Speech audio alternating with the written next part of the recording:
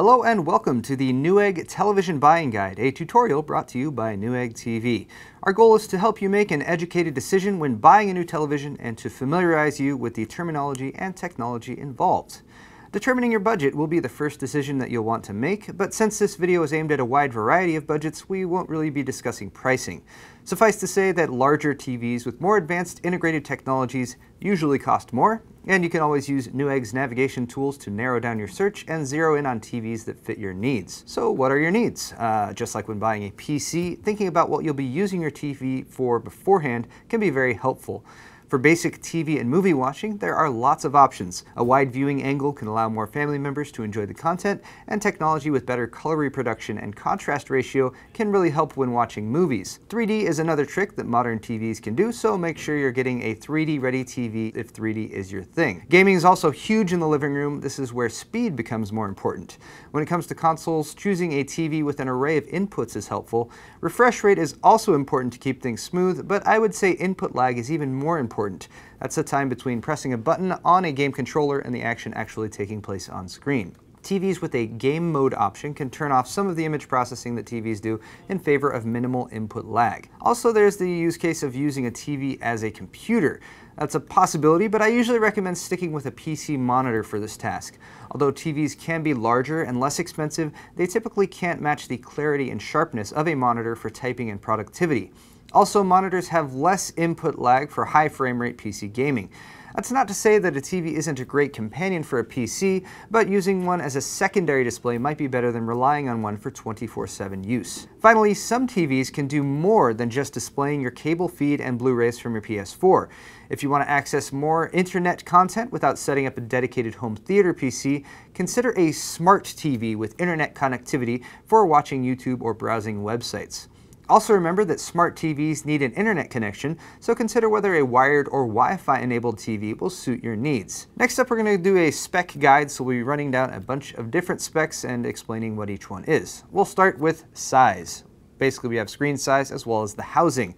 Size is usually the first thing besides price that consumers look at. It's measured diagonally from corner to corner, and the viewable area is the TV screen size, but they're often grouped into size classes to help with searching and sorting. Choose a screen size that's roughly 1/3 of your viewing distance. So for example, if your sofa is 12 feet away from the TV, 1/3 of that is 4 feet or about a 48-inch screen. Next up is the housing that the TV panel is actually housed in.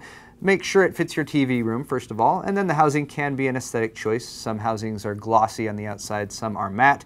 Speaking of the outside frame is the bezel, it's what it's known as, the frame around the viewable screen, and an extremely thin or non-existent bezel is often a selling point for TVs. Newer screen technologies such as OLED can allow for a very thin depth housings, and that's also something to consider. And then also for the housing, you might consider a VESA mount, V-E-S-A. That's a key factor if you want to wall mount your television. It's a universal mounting standard, and getting a TV with a VESA mount will ensure that you can purchase a wall mount to go along with it to mount it to your wall. The next important spec is screen resolution. So first off, how is screen resolution measured? Basically, you have a horizontal pixel count by a vertical pixel count, and then you have aspect ratio, which is derived by the simplest reduction of the two of those, if you view them as a fraction.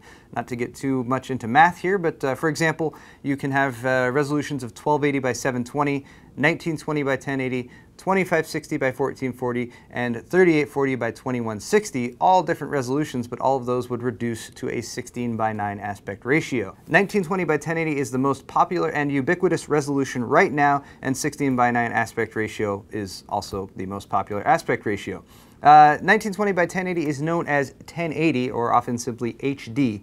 A larger 1080 screen, for example a 60-inch TV versus a 27-inch TV, does not necessarily have more pixels as long as they're both 1080. It just means that the pixels are going to be larger or more spaced out. 1080 is an ideal resolution for current generation consoles, Blu-ray and high definition playback, and bang for your buck. Next up we have 4K, that's kind of the new hotness right now. It's also known as UHD or Ultra HD, and it's the resolution that's gaining adoption by TV makers. The 4K resolution that's most popular from what I've seen so far is 3840 by 2160, and again that reduces down to a 16:9 aspect ratio. That gives you 4 times the pixels of 1080, but the 4K name actually derives from the horizontal resolution, which is 3840. You round that up a little bit, you get 4K. To distinguish that from 1080 HD, 1080 is actually referencing the vertical resolution. So this is just to clear up a little bit of confusion when it comes to the naming conventions for both of those. But bear in mind, with 4K, you get about 4 times the pixels of 1080. There's other resolutions that are still out there. 720p is still popular for smaller TVs, but sticking with widely adopted standards such as 1080 or 4K will provide a better experience. And yes, 8K will also eventually happen too, but we're getting ahead of ourselves. Next up is the screen technology. That is the panel itself, and I'm also going to talk a little bit about the screen shape. The screen makes the color. The backlight shines through it so you can actually see that color. First off is LCD. That is the most widely used panel right now. There's actually many different ways that you can make an LCD panel. They're known as acronyms such as TN, IPS, and VA. Most TVs are VA, which is vertical alignment, and that's because they need to support a wider viewing angle, which is more important with televisions. This often isn't even listed in the specs. It's more common to see for computer monitors, but it's something that you can keep an eye out if you're looking for a specific type of screen because some of them have different characteristics. Next up we have LED, and I want to distinguish that from OLED. LED is a light-emitting diode. It's often used as a backlight for LCD televisions. So if you see an LED TV, it usually means that it's an LCD panel in the front and an LED backlight in the back. The LED backlight uses less power, generates less heat, and is smaller than a CCFL backlight, which was used in earlier televisions, earlier LCDs. So the housing can be very thin on those. OLED stands for Organic Light Emitting Diode. That combines the light and the colored pixel into one. That provides for the ultimate in power savings, contrast, and flexibility. Literally, OLED's displays can actually be bendable and flexible. It's pretty cool. Manufacturing on those is still ramping up, however, so OLED displays are still either very small or very expensive. Also for screen tech, we have plasma, which is still around, still very viable. It has legendary contrast ratio for inky blacks and great color reproduction. It has excellent viewing angle ranges as well, but most are only available in larger screen sizes such as 40 inches and above. You also have DLP, which is mostly found in projectors these days, so I'm not going to talk too much about that. And then lastly, we were going to mention screen shape, and you can now have curved televisions. For now, these are mostly eye candy at events like CES, but keep an eye out for production models like this one from Changhong. If this trend interests you, I'm sure we'll be seeing more of these in 2014 and beyond. Finally, the panel itself can have a different finish. There's glossy and there's matte, just like the bezel can be. Matte is better for well-lit rooms where you might have more potential reflections in the background. Glossy is better for darker environments, so just bear that in mind for whatever room you're planning on putting your television in. Next up we have refresh rate, and refresh rate is hugely important, often misunderstood, so I'm going to spend a little bit of time on this particular spec. First off, refresh rate is measured in how many times per second, or hertz, the display refreshes its image.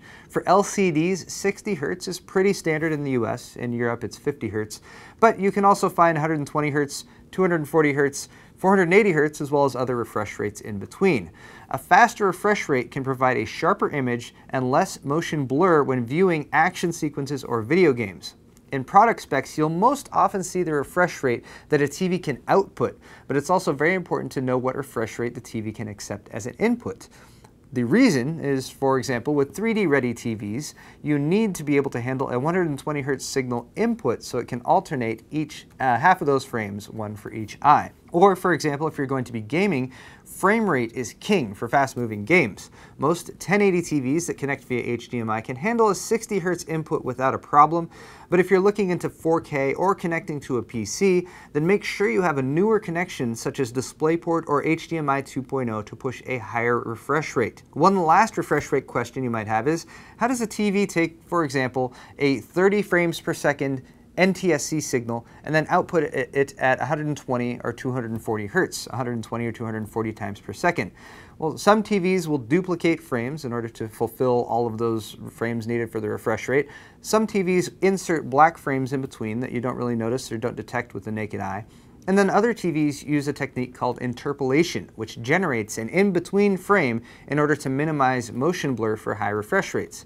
There are lots of different names for interpolation techniques. For example, LG calls it True Motion, Samsung uses Auto Motion Plus, Sony calls it Motion Flow. Basically, some people like interpolation, some people say it gives video a soap opera-like effect that isn't really as desirable. Most TVs will give you the option to turn it on or off though, which lets you make the call depending on what you like. This relates to our next topic, which is input lag. Input lag, as mentioned earlier in this video, is associated with playing video games, refers to a slight delay between when a button is pushed on a controller and the response happens on screen. Now, if you're planning on playing video games, look for a TV with a gaming mode option. This can turn off features such as frame interpolation, which can introduce a slight delay, which is really only noticeable when gaming. Next up for specs is contrast ratio and also other color options. Contrast ratio is the difference between peak white and the darkest black that a display can reproduce. A greater difference is generally better, and good contrast ratio is excellent for watching movies in the dark and giving a really cinematic feel. Just a warning here though, there are many ways to calculate contrast ratio. Basically, when calculated properly, it's impossible to go beyond 3,000 to 1, sometimes as high as 5,000 to 1 for really high-end displays.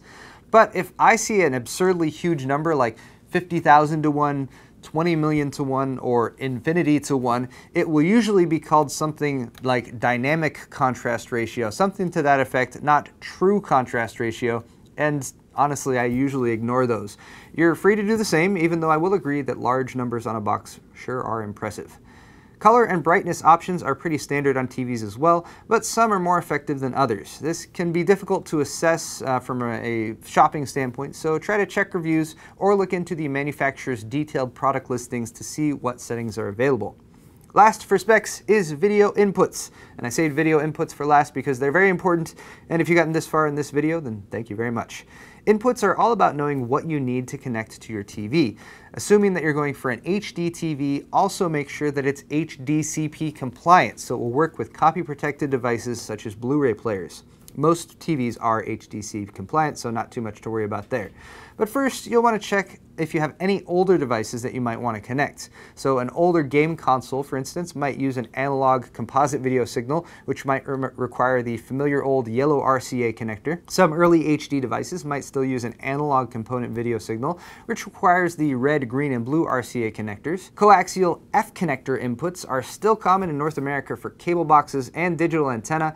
You'll still find these on many new TVs, but anything that's older than these connection standards might require an external converter box. The most widely used HD connection right now is HDMI. It carries your 1080p video signal as well as audio. It is available as a connection standard for computers, Blu-ray players, game consoles, video cameras, and more. Multiple HDMI inputs are a great way to connect multiple devices so you can easily switch between them. And finally, if you're looking for the latest connection type with more bandwidth for 4K, especially if you want a higher refresh rate, look for DisplayPort connectivity or HDMI 2.0, which was only recently announced. Remember that current gen HDMI can already do 4K at 24 or 30 Hz, which is just fine for watching videos and movies, but gamers might want to consider alternatives. And that's all. I hope you've learned something today about TVs and how they work. Thank you very much for watching this video. Stay tuned to Newegg TV for more helpful tutorials like this one. Click the like button or leave us a comment to let us know what you think, and we'll see you all next time.